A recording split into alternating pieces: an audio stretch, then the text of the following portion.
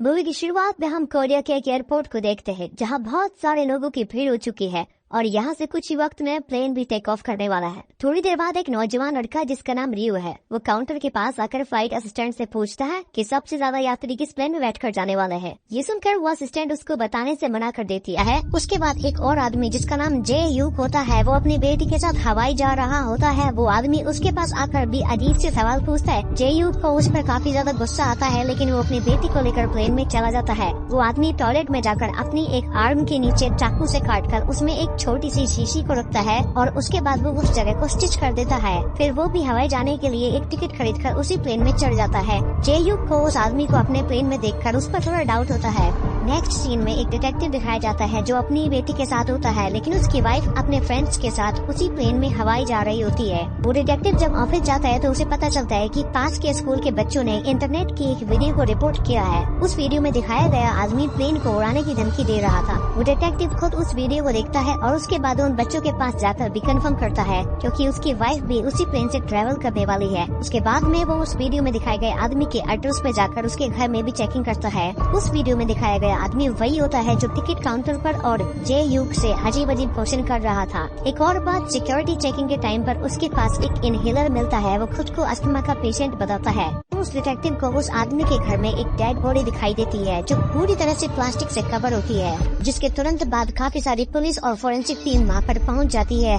सभी पैसेंजर्स अपनी जर्नी को एंजॉय कर रहे होते हैं। तभी वो आदमी अपनी सीट से उठकर टॉयलेट में जाता है और अपनी आर्म के नीचे से वापस उस चीज को निकालता है जो असल में वायरस होता है। वो उसे अपने इनहेलर किट में इंस्टॉल करके उस टॉयलेट में अलग अलग जगह पर स्प्रे कर देता है। टॉयलेट से बाहर निकलकर उसे जे यूक की बेटी खड़ी दिखाई देती है। वो उसके कान में कहता है कि इस प्लेन में सारे लोग मरने वाले हैं। वो लड़की ये सुनकर काफी डर जाती है।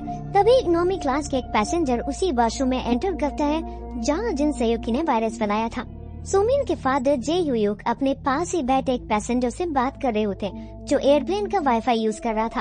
वो पैसेंजर ने बताया कि इंटरनेट में फ्लाइट अटैक के बारे में एक वीडियो वायरल हुआ। वो वीडियो देखते ही जे ह्यूक घबराकर अपनी बेटी को खोजता है और वापस सोमिन को अपने सीट में आकर बैठाता है जो डर कर वॉशरूम के पास खड़ी थी। इकोनॉमी क्लास के पैसेंजर एयर होस्टेस से कंप्लेन करता है कि वेंटिलेटर में से पाउडर जैसा कुछ गिर रहा है। कंप्लेन मिलते ही एयर होस्टेस चेक करने के लिए वॉशरूम जाती है और वो एरिया टिश्यू पेपर से साफ कर देती है। वापस आकर एयर होस्टेस उसी हाथों से क्रू मेंबर्स को फूड सर्व करती है और बाकी एयर होस्टेस भी पैसेंजर्स को फूड सर्व करने लगते हैं। थोड़ी देर बाद वायरस का असर इकोनॉमी क्लास के पैसेंजर में दिखाई देने लगता है। उसके पूरे बॉडी में रैशेस होने लग जाते हैं और उसे ठंड लगने लगती है। मदद के लिए वो अपनी सीट से उठकर दूसरे बिजनेस क्लास में गया जहाँ जिन सहयोगी और जे ह्यूक बैठे थे। सभी बिजनेस क्लास के पैसेंजर उसे देखकर शॉक हो गए और थोड़ी देर में उस पैसेंजर्स के नर्व्स फट जाते हैं और उसकी डेथ हो जाती है।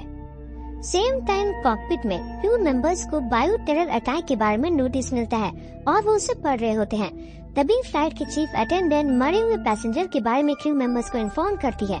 पायलट हुनसो उस पैसेंजर को देखने के लिए निकल पड़ते हैं जहाँ वो देखते हैं कि उनके पुराने पायलट दोस्त जे हुक और वो टेररिस्ट जिन सहयोगी के साथ फाइट कर रहे थे। जे ह्यूक सबको सोमिन की कही हुई बातें जिन सहयोगी के बारे में सबको बताते हैं और सभी पैसेंजर्स जिन सहयोगी को पकड़ने की कोशिश करते हैं और उसे दूसरे कैबिन में बंद रखते हैं। लेकिन उस हाथोपाई में जिन सहयोगी समय देखकर दूसरे ग्लास बॉटल प्लेन में ही गिरा देता है। यहाँ ग्राउंड में डिटेक्टिव इनहू और मिनिस्टर सूखी जिन सहयोगी के बारे में जानने की कोशिश करते हैं जहाँ उन्हें पता चलता है कि जिन सहयोगी बैरकोन नाम के कंपनी में 4 साल पहले माइक्रोबायोलॉजी के सीनियर रिसर्चर थे और वो कंपनी के द्वारा सीक्रेटली लाए गए वायरस रैट्स पे टेस्ट करने लगे। बट एक्सीडेंटली ये वायरस 7 ही रिसर्चर पे फैल जाता है जिसमें से एक की मौत हो जाती है। दूसरी रिसर्चर जो बच जाती है वो बताती है कि जिन सहयोगी थोड़ा साइकिक था।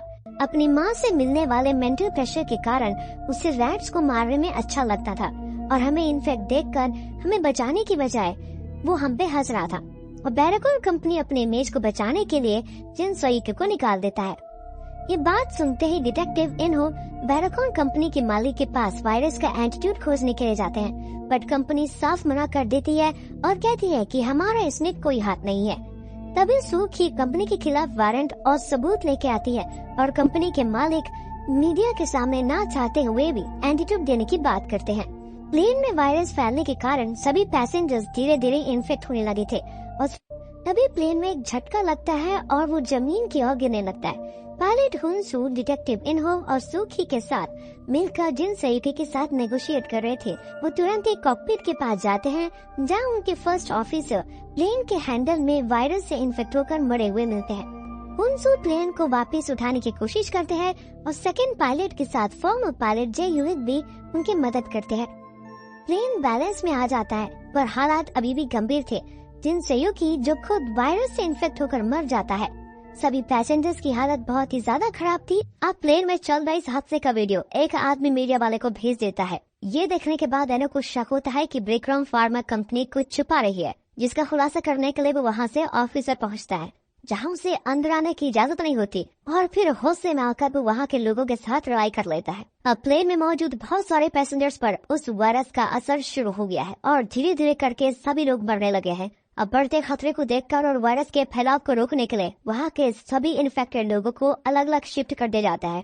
और यही नहीं, पार की बेटी सुमिन को भी बॉडी पर रैशेस आने लग जाते हैं, जिस वजह से लोग उसे इन्फेक्टेड बोलकर खुद उससे अलग हो जाते हैं। अब थोड़ी देर बाद पायलट भी प्लेन को अमेरिका की तरफ मोड़ने लगता है, जो देख सारे लोगों को लगता है कि अब वो सुरक्षित बच जाएंगे। लेकिन तभी अमेरिका के कंट्रोल रूम से पायलट को संदेश आता है कि तुम्हें यहाँ लैंडिंग करने की इजाजत नहीं है, क्योंकि कोई भी अपने ऊपर खतरा नहीं लेना चाहता, इसलिए वो फिर उन्हें वापस भेज देते हैं। इसके बाद मिस्टर सुकी एरोप्लेन के कैप्टन को फिर से कोरिया आने के लिए कहती है। एक तरफ इन्हें लैंडिंग के लिए जगह नहीं मिल रही होती है और दूसरी तरफ प्लेन के सारे पैसेंजर परेशान हो चुके होते हैं। सभी को बस एक ही चिंता सताई जा रही है कि कोई देश उनकी मदद करने के लिए तैयार नहीं है। अब इसी बीच ऑफिसर एनो को किसी अनजान आदमी का कॉल आता है, जो कहता है कि मैं एक आदमी को जानता हूँ जो इस वायरस के बारे में बहुत कुछ जानता है। इसके बाद एनो उस आदमी के पते पर पहुंच जाता है, जहां वो आदमी उसको देखकर भागने लगता है। इसके बाद वो उस आदमी का पीछा करता है, लेकिन अनफॉर्चुनेटली रास्ते में उसका कार एक्सीडेंट होता है, जिसे देखकर वो आदमी फिर से उसे उठाकर उसकी हेल्प कर देता है। अब इसके थोड़ी देर बाद वो ऑफिसर एनो को सारी सच्चाई बताता है कि इस वायरस का नाम है SG1, जिसे ब्रिक्रम कंपनी ने धोखे से हासिल कर लिया था और जिसे पाने के लिए उस कंपनी के काफी सारे साइंटिस्ट को जान भी गंवानी पड़ी थी, जिसमें से एक साइंटिस्ट बच गया था। और जब इस वायरस के केस की खबर लोगों को पता चली तो कंपनी ने रियू का नाम फंसाकर उसे कंपनी से निकलवा दिया। लेकिन बाद में फिर से रियू ने उस वायरस को धोखे से हासिल कर लिया और वहाँ से भाग गया। इसके अगले सीन में हम देखते हैं कि प्लेन के कैप्टन चोई को भी खून की उल्टी होकर उसकी तबीयत खराब हो जाती है। इसके बाद वो पार्क को प्लेन का कंट्रोल संभालने के लिए कहता है। तभी हम एनो को देखते हैं, जो उस हमले से बचे हुए साइंटिस्ट के यहाँ पहुंचकर उससे पूछताछ करने लगता है, जहां उसको पता चलता है कि इस वायरस का एंटीटोड ब्रिक्रम कंपनी ने छुपा के रखा हुआ है। इसके बाद वो पूरी फोर्स के साथ ब्रिक्रम कंपनी के पास जाकर उन्हें एंटीटोड देने के लिए फोर्स करता है। इसके बाद कंपनी भी एंटीटोड देने के लिए मान जाती है और यहाँ प्लेन में कैप्टन चोई की तबीयत बहुत खराब हो जाती है, जिसके बाद पार्क ही कंट्रोल संभालने में लग जाता है। लेकिन गवर्नमेंट जापान ने फ्लाइट को लैंड करने की परमिशन मांगती है और उन्हें बताती है कि उनके पास वैक्सीन है। प्लेन के लैंड होने से पहले कोरिया की मेडिकल टीम वहाँ पहुँच जाएगी,